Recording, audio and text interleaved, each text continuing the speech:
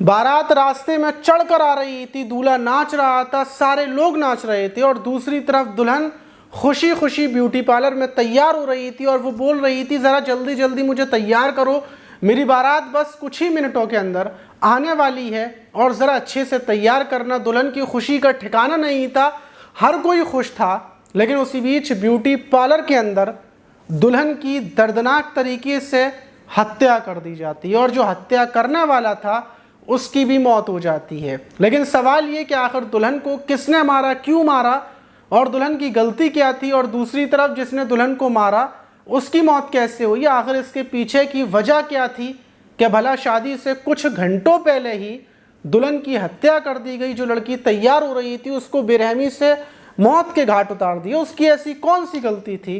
ये जो पूरी घटना है इसको जब हम शुरू से बताएंगे तो आपका मुंह खुला की खुला रह जाएगा, क्योंकि इस घटना के बाद जिसने भी इस घटना को सुना वो हर कोई दंग रह गया है। लेकिन इस घटना से आपको बहुत कुछ सीखने को भी मिलेगा। तो चलते हैं और जानते हैं शुरू से लेकर आखिर तक पूरी घटना। वीडियो को आगे पीछे तो दोस्तों मेरा नाम माज है, उम्मीद है कि आप सब अच्छे होंगे, सुरक्षित होंगे। और जो आज की घटना है वो उत्तर प्रदेश के झांसी की है। झांसी का एक थाना है सिपरी बाजार थाना, वहीं थाने के अंदर एक इलाका पड़ता है सिद्धार्थ नगर, और उसी सिद्धार्थ नगर से 23 जून की शाम लगभग 7 बजे के टाइम पर पुलिस के पास फ़ोन आता है कि यहाँ एक ब्यूटी पार्लर के अंदर एक दुल्हन की जो तैयार हो रही थी उसी की किसी ने घुसकर ब्यूटी पार्लर के अंदर घुसकर एक युवक ने दुल्हन की गोली मारकर हत्या कर दी है। पुलिस को जब ये सूचना मिलती है पुलिस फौरन आनन फानन में सिद्धार्थ नगर के उस ब्यूटी पार्लर के अंदर पहुंचती है। वहां से दुल्हन को लेकर वहां से लोग भाग रहे थे अस्पताल की तरफ।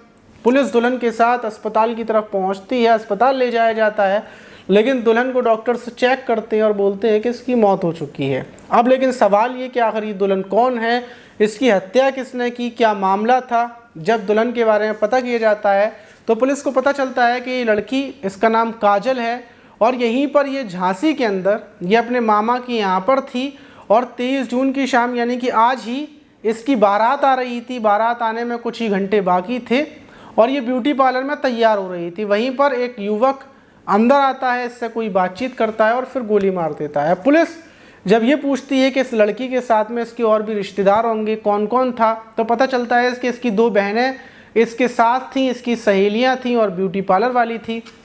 पुलिस शुरू में तो पूछताछ नहीं करती क्योंकि जो बहनें थीं उनकी हालत बेहद ज़्यादा ख़राब थी, वो बदहवास थी। बस ब्यूटी पार्लर वाली ने इतना ही बताया कि एक युवक ने अंदर आने के बाद पहले कोई बातचीत की और फिर उसने गोली मार दी। ये बोला कि तुम अगर मेरी नहीं हो काजल तो किसी की नहीं हो।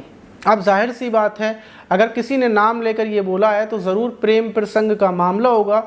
लेकिन पुलिस जो उसकी बहनें थीं, जिसमें एक का नाम अनुष्का, दूसरी का नाम बंधना, दोनों को ठीक से होश में लाती है क्योंकि वो लोग बेहोश हो चुकी थी, उनको होश में लाया जाता है। दूसरी तरफ जब दुल्हन की फैमिली, परिवार वालों को ये पता चलता है तो सब एक तरफ से बेहोश होकर गिर रहे थे, कोई भी होश में नहीं था। मातम का माहौल था क्योंकि शादी की तैयारियां चल रही थी और बारात रास्ते में ही थी। फ़ौरन बारात को सूचना दी जाती है कि दुल्हन की किसी ने हत्या कर दी है, तो बारात लौट जाती है। जिस लड़के के साथ शादी हो रही थी उसका नाम राजा था। राजा को जब ये खबर मिलती है तो वो भी टेंशन में। अब पुलिस सबसे पहले जो लड़कियां थीं साथ में दुल्हन की बहन और सहेलियां, उनसे पूछताछ करती है कि आखिर तुम बताओ कि क्या मामला था।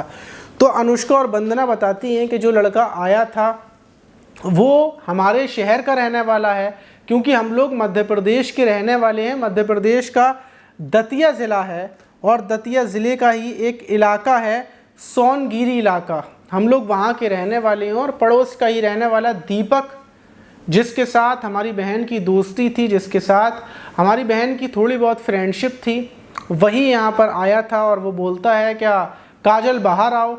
और जब मेरी बहन ने गेट खोला तो वो अंदर की तरफ घुस आया और घुसने के बाद वो काजल से बोलता है कि तुम मेरे साथ चलो। लेकिन काजल उससे मना करती है कि मैं तुम्हारे साथ नहीं जाऊंगी। और जो ब्यूटी पार्लर वाली आंटी थी वो उसको दीपक से बोलती हैं कि बाहर जाओ, यहाँ पर लड़के आना अलाउ नहीं है, और वो उसको बाहर कर देती हैं। लेकिन वो बाहर नहीं जाता, लेकिन काजल उससे बोलती है कि बाहर जाओ, तो वो बाहर की तरफ जाकर खड़ा हो जाता है और काजल गेट को बंद कर देती है। हम लोग अंदर थे, मेकअप थोड़ा सा बाकी था, पूरी तैयार काजल दीदी हो चुकी थी, सब कुछ हो चुका था, वो बेहद ज़्यादा खुश भी थी। लेकिन उसी बीच अचानक से जो बाहर दीपक खड़ा हुआ था वो गेट में लाते मारता है और जो एक शीशा था उस पर अपना तमंचा मारकर उसको तोड़ता है और गेट खोल लेता है। अंदर आता है और अंदर आने के बाद चीख चीख कर वो बोल रहा था कि अगर तुम मेरी नहीं होगी तो किसी की नहीं होगी, और कट्टा निकाल कर वो फ़ौरन गोली मार देता है। और हम लोग जितने भी वहाँ पर मौजूद थे हम में अफरा तफरी मच जाती है, क्योंकि वो ये बोल रहा था कि वो सबको मार देगा, सबको ख़त्म कर देगा। अब पुलिस को ये पता चल जाता है कि दीपक है और वो भी मध्य प्रदेश का रहने वाला, जो यहाँ पर जो काजल है उसका ही पड़ोसी। आखिर पूरा मामला क्या है? अब जब पुलिस ठीक से छानबीन करती है, परिवार वालों से पूछती है, एक एक इंसान से पूछताछ करती है, तो पता चलता है कि दीपक की और काजल की प्रेम कहानी लगभग 4-5 साल पहले से बराबर चल रही थी, क्योंकि कॉलेज के टाइम में एक साथ ये लोग पढ़ते थे और प्रेम कहानी काफ़ी टाइम से चल रही थी। दोनों एक दूसरे से प्यार भी करते थे और दीपक ने काजल के परिवार वालों से शादी की बोली थी, लेकिन जो ये दीपक है वो काफ़ी बेकार लड़का है, पैसे वैसे नहीं कमाता, इस वजह से फैमिली परिवार वालों ने मना कर दिया था और काजल को समझा दिया था कि वो दीपक से दूरी बना ले। लेकिन काजल बराबर दीपक से बातचीत करती थी, ये सिलसिला बराबर चल रहा था। और शादी इसी वजह से, जब प्रेम कहानी की फैमिली वालों को पता थी, इसी वजह से उन लोगों ने काजल का रिश्ता, जो ये झांसी का ही शिमरी गांव है वहीं से जो ये काजल थी उसके मामा ने रिश्ता करवाया था, क्योंकि काजल के मामा यहीं झांसी के रहने वाले हैं। उन्होंने रिश्ता करवा दिया था, शादी की डेट भी फिक्स करवा दी थी 23 जून। और जब ये बात दीपक को पता चली थी तो उसने परिवार वालों से बोला था कि वो काजल की शादी कहीं और नहीं होने देगा, इसलिए उसकी शादी काजल से कर दी जाए। और यही टेंशन की वजह से परिवार वाले जल्द से जल्द काजल की शादी करना चाहते थे। लेकिन 23 जून से 6 दिन पहले ही सारे परिवार के लोग सोए हुए थे, रात के टाइम अचानक से काजल गायब हो जाती है। काजल के गायब होने के बाद डायरेक्टली शक दीपक के ऊपर जाता है, क्योंकि दीपक काजल को लेकर फरार हो गया था। 6 दिन पहले की ये बात है और पुलिस, काजल फ़ौरन, जो परिवार के लोग थे वो पुलिस में जाते हैं, बोलते हैं कि दीपक उनकी बेटी को वेला फुसला कर ले गया है। पुलिस जो ट्रेस करती है, नंबर से जांच पड़ताल करती है, लोकेशन निकालती है और दीपक को ग्वालियर से गिरफ्तार कर लिया जाता है। साथ में काजल भी थी और दीपक को गिरफ्तार करने के बाद दोनों को अलग कर दिया जाता है। पुलिस दीपक को समझा बुझाकर यहाँ से छोड़ देती है और दूसरी तरफ काजल के परिवार वालों से बोलती है कि आप भी अपनी बेटी का ख्याल रखें। और इसी वजह से काजल को फ़ौरन उसका जो मामा का घर था झांसी में, वहाँ पर लाया जाता है और जितनी भी शादी का प्रोग्राम था वो यहीं पर सेट किया जाता है। यहीं पर एक मैरिज हॉल किया गया था, यहीं पर बारात को बुलाया जा रहा था। लेकिन ये खबर दीपक को लग जाती है और दीपक अपने दोस्तों के साथ वहाँ से, अपने घर से मध्य प्रदेश से निकलता है और उत्तर प्रदेश के झांसी आ जाता है। और वहीं पर जहाँ मैरिज हॉल था वहाँ पर घूम रहा था और दीपक को ये भी खबर लग जाती है कि काजल तैयार होने के लिए अपनी 2-3 दोस्तों के साथ ब्यूटी पार्लर जाएगी और वहीं पर वो उससे बातचीत कर लेगा। और उसने फैसला किया था कि वो सवाल करेगा, अगर काजल मना करेगी तो वो मार देगा। ये पूरा मामला था। लेकिन अब सवाल ये कि आखिर दीपक काजल की हत्या करने के बाद कहाँ गया? पुलिस उसको ढूंढती फिर रही थी। 24 घंटे गुजर जाते हैं और दूसरी तरफ काजल की माँ का, परिवार का रोते रोते बुरा हाल था, क्योंकि शादी की सारी तैयारियां हो चुकी थी, सारे रिश्तेदार आ चुके थे, सब कुछ हो चुका था और काजल की हत्या कर दी। काजल की बहनें भी बदहवास थी और 24 घंटे के बाद अचानक से जो झांसी पुलिस थी उनको खबर लगती है कि मध्य प्रदेश का जो मुरैना है, मुरैना की एक होटल के अंदर एक युवक ने ख़ुद को ख़त्म कर लिया है।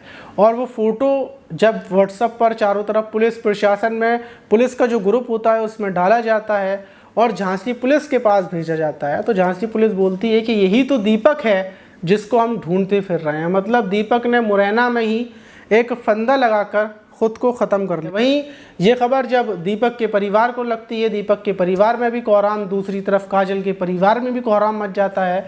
लेकिन इसमें ये नहीं है कि दोनों एक दूसरे से प्यार नहीं करते थे। काजल भी अपने दीपक से प्यार करती थी, लेकिन वजह ये थी कि वो अपने परिवार से ज़्यादा प्यार करती थी। उसको अपने परिवार की इज्जत की फ़िक्र थी, इसलिए उसने दीपक से शादी करने की मना कर दी।